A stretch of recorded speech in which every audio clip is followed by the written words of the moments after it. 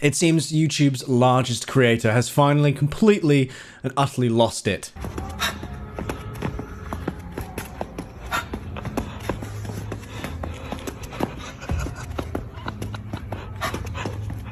What are you laughing at? I'm using the term largest literally in this sense because today we are talking about Nikocado Avocado. Many of you may know him from his big mukbang videos where he eats, sleeps, screams, cries, punches, has breakups, gets married all at the same time. He's amassed millions of subscribers over multiple channels and has caused stir and drama across the entirety of YouTube, with no genre being safe. He's attacked commentary YouTubers, and I think he's even gone as far as to attack VTubers for whatever reason that would be. Well, unfortunately, he's now decided to go for meme channels, which is a shame because I think meme channels at the moment are probably in their prime. We've got a lot of good meme accounts going at the moment that are just very nice, very funny. Before I get into this drama, I'm live right now on Twitch and I'm streaming a Rust tournament, which is very epic, but I would very much appreciate if you just checked it out. It's twitch.tv/bluestank, link is on screen now and it's in the description. Would very much appreciate you being there. Thank you. So many of you may be aware of the really flawed copyright system that we have on YouTube at the moment, where you can quite literally take down anyone's content for any reason at all. I could put Katy Perry's Firework in the video right now. You could then upload Katy Perry's Firework on your YouTube channel and then report my video for using your song. That's how broken this system is. And it's been like that for years. Well, recently these two meme channels decided to just make their memes, and Nikocado Avocado has been kind of up there in the meme community at the moment, as he's been making a lot of videos with Oompaville, who is a YouTuber that is very well renowned in the meme world. I keep saying meme world and stuff like that, and it's making me cringe, but you understand where I'm coming from. Well, recently Oompa's been making some really funny content with Nikocado Avocado, and I actually would recommend you go check it out because Oomp's put a lot of time into it, his editors put a lot of time into it, and Nikocado is so funny in the videos. Like, it's actually hysterical. They even have a podcast together. But unfortunately, this has just completely tarnished any sort of comeback that Nikocado was actually going to be making. It was like he was almost just a character, but now I'm not quite too sure. Whereas a YouTuber Crackback and Endoka,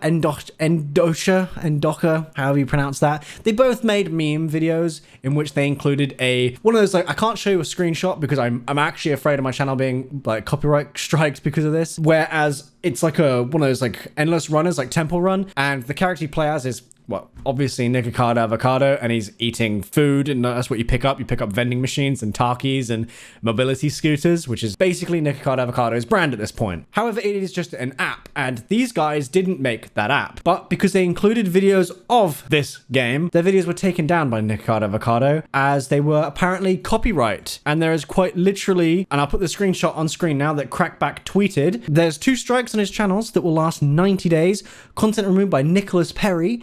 The content used, bear in mind, they are not using content from any of his videos, they're just using content from an app that is available on the App Store. Extreme Takis Fuego Fire Noodles, which is, the video is not in these videos, and even if it is, it's fair use because they're just memes. They're like 1 second. They're never going to be there for the entire thing. So it's fair use. And somehow they've, like, Nikocado Avocado's gotten away with this.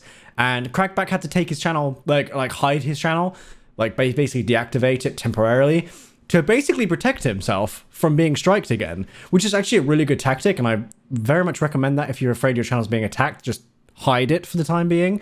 I'm sure it would affect you in the long run, algorithm-wise, but it's clearly worth it, because he got to keep his channel, unlike our friend Endoka here, who literally lost his entire channel because of this.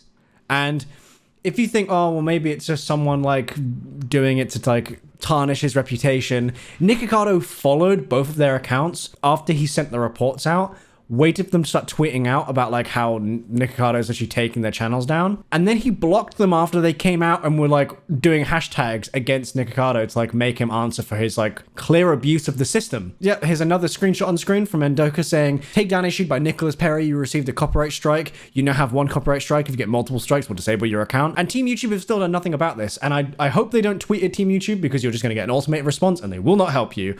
However, this is a really serious issue, and having one of the biggest creators, and in fact the largest creator on YouTube, taking advantage of a clear copyright flaw is just ridiculous. There is fair use. Fair use exists on this platform, and using content that actually doesn't belong to you and saying that it does and is actually a different piece of content is illegal and is not how copyright works.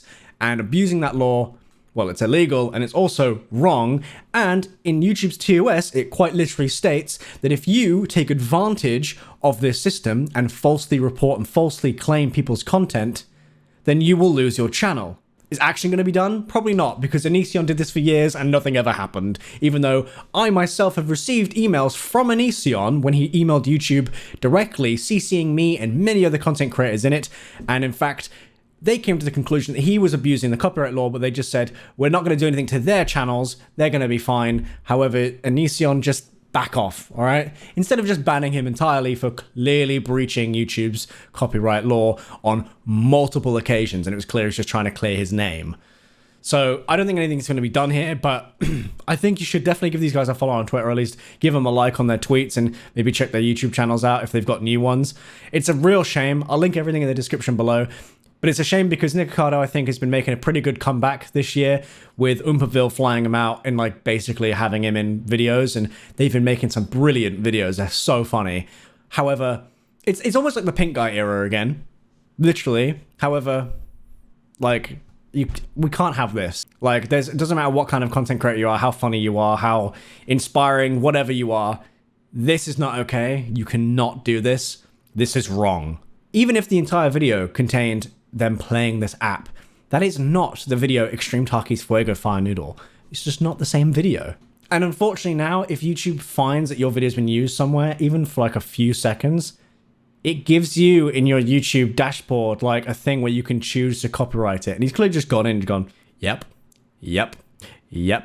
which is just stupid. I understand that tool can be helpful, but that's an extreme power to give people that don't understand a thing about copyright law. There is not enough teaching and education on this, and copyright law is a very difficult thing to get around. I learned a lot about it at school, and it was wild. It was wild. So, and it's forever changing. We're in a world where copyright will forever change because we have different things and different mediums that actually benefit from people abusing the copyright. Like Twitch streaming, for example, playing video games is actually a breach of a copyright violation. At any point, the game developer can say, you are not allowed to live stream my game. At any point. You know, we're in one of those times. And even with YouTube videos on game reviews and movie reviews, they're all breaching contracts. Some of them are fair use, but a lot of them are breaching like the actual like basic copyright law. However, it benefits the game's sales and things like that, so there's no point in them taking it down. Nintendo used to do it for years. Nintendo were just like, no, you're not allowed to make content of our video games, and we'll just copyright you for using our music. And I was like, oh, okay. And now, when they realized, actually, that's a really bad idea, everyone uses Nintendo music now in their videos. You know, we're living in an ever-changing world. However, this is just taking the piss. This is a complete breach of all the TOS that we have on YouTube to do a copyright, and it needs to be looked into. But anyway, thanks for watching. Thought I'd bring some attention to this, seeing as he's getting a lot of attention at the moment, and it's good attention. So here's what he's doing when he's saying, I'm a changed man. Here you go.